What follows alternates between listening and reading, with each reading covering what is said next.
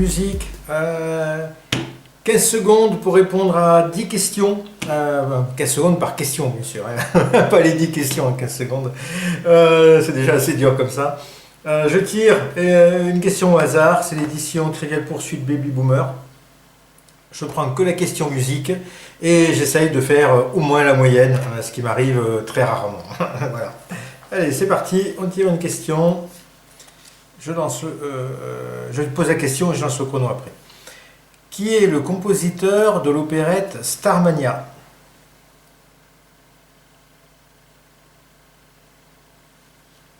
Alors, il parle d'une opérette. C'est ça qui me chagrine un peu. J'ai envie de dire deux noms. Allez, arrête-toi. Alors, il y a Michel Berger. Mais je me demande s'il n'y a pas aussi Luc Plamondon. Plamondon. Je crois que ça dit comme ça, avec. Donc c'est peut-être plus Luc Plamondon. Et c'est après Michel Berger qui a francisé le Starmania. Enfin, pour moi, je vais m'accorder deux réponses, hein, parce que... Michel Berger, oh, bah, c'est Michel Berger. Oh, il n'y a peut-être pas Michel Plamondon, je mélange avec autre chose. C'est Michel Berger. Oui, mais bonne réponse. Hein. Attendez, hop. Bonne réponse. Qui a interprété Spirit in the Sky? Hop. Alors, Spirit in the Sky, c'est une chanson de Dr. and the Medic qui le reprend dans les années 80. En 85, je crois, un truc comme ça. Qui est une bonne reprise. Et effectivement, l'original, c'est pas eux. Nina Hagen aussi a repris Spirit in the Sky. Moi, je vais dire Dr. and the Medics parce que je sais absolument pas qui a chanté l'original. Ça doit être un titre des années 60. Je dis un groupe des années 60. Mais je vais me planter parce que je sais absolument pas qui. Je connais les reprises, mais je connais pas l'original. Oh ouais, bah alors, Norman Greenbaum. Alors, Norman Greenbaum, je ne connais pas. Donc mauvaise réponse. Aïe aïe aïe, ça commence à trop bien. Quel titre de Chuck Berry les Beach Boys ont-ils transformé en Surfin' USA? Ah ouais, c'est connu Surfin' USA. Quel titre de Chuck Berry les Beach Boys ont-ils transformé en Surfin' USA? Donc ça veut dire que à l'origine, ça s'appelait pas comme ça. Oh là là là là!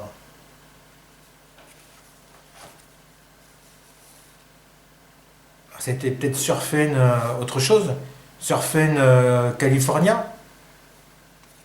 On va essayer ça. Parce que je vois pas du tout, je connais pas. Hein? Sweet Little 16. Sweet Little 16. Est-ce qu'il y a Billy Idol qui avait repris Little 16, mais... Sinon, ou Sweet 16, je sais plus, Billy Idol.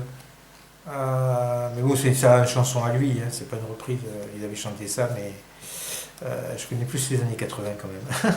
Donc, Sweet Little 16. Bon, je ne connaissais pas la réponse. Comme d'habitude. Pour quelle aventure de James Bond Paul McCartney a-t-il composé un thème original? Oh là là là là là. Question qui allie cinéma et musique, ça c'est toujours un piège pour moi. Enfin, c'est surtout quelque chose que je déteste ne pas savoir parce que j'adore le cinéma, j'adore la musique. Et quand ça allie les deux et que je me plante, franchement...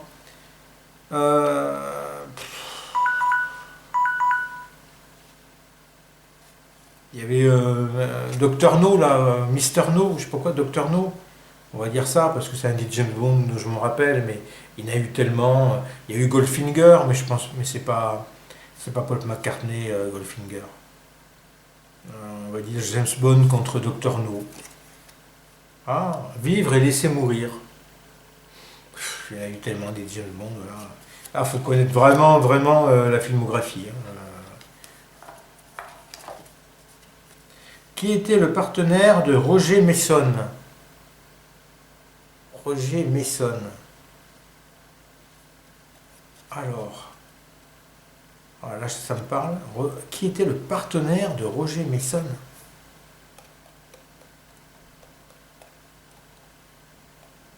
Aïe aïe aïe. Ça me parle, Roger Mason. Ça me fait penser à Supertramp. Mais le partenaire, ça veut dire qu'ils étaient, c'est un duo de deux. Ah, ou Emerson. Non, pas Emerson, Lake and Palmer. Roger Mason. De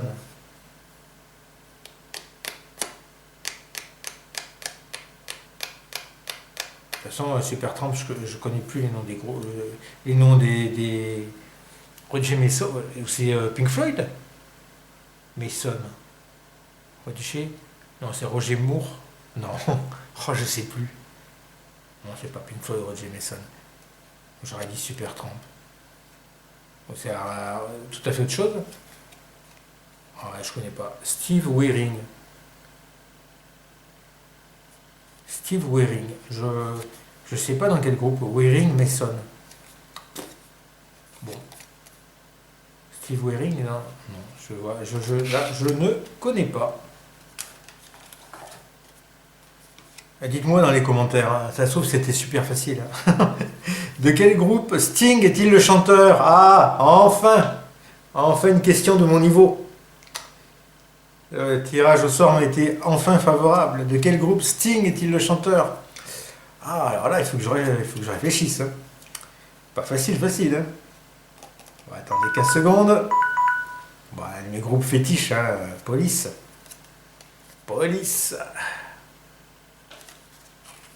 J'ai aucune gloire. Le problème, c'est que j'en trouve pas beaucoup. Et le peu que je trouve, c'est des trucs tellement basiques que tout le monde trouve. Alors, j'en tire aucune gloire de ce jeu. Je me ridiculise. Je sais pas pourquoi je joue à ça en vidéo. Je devrais faire ça dans mon coin, caché. Avec quelle jeune fille Yves Montand aimait-il partir à bicyclette? Ah oui. Ah, la chanson. Il faut retrouver les paroles. À bicyclette. Avec quelle jeune fille Yves Montand aimait-il partir à bicyclette? Oh purée. Ah, je m'accorde quelques secondes de plus. Si jamais la mémoire me revient.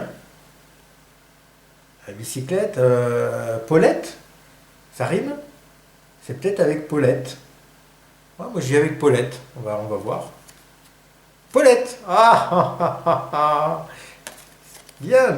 Ah, 3. 3 bonnes réponses. Comment s'appelle le premier album de King Crimson? Oh là.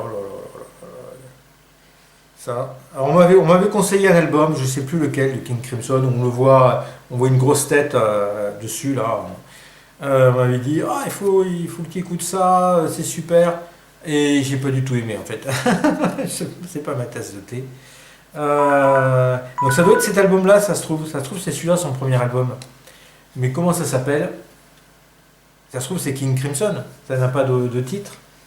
Non, ça doit avoir un titre. Mais je ne le connais pas, je connais pas le titre. Oh, In the Court of the Crimson King. Quoique, j'ai dit King Crimson, et c'est Crimson King. J'aurais presque un demi-point là. J'aurais presque un demi-point. In the Court of the Crimson King. Ouais, ça doit être celui-là d'album, qui est apparemment un album culte. Après, je l'ai écouté il y a très longtemps. Hein. On me l'avait conseillé et je n'avais vraiment pas accroché. Non, c'est une mauvaise réponse. Hein. J'ai envie de me l'accorder en demi-point, mais bon, il n'y a pas de demi-point sur ma vidéo. 5-8. J'ai encore une chance de faire la moyenne. Quel est le prénom du fils chanteur de John Lennon? Je pense savoir.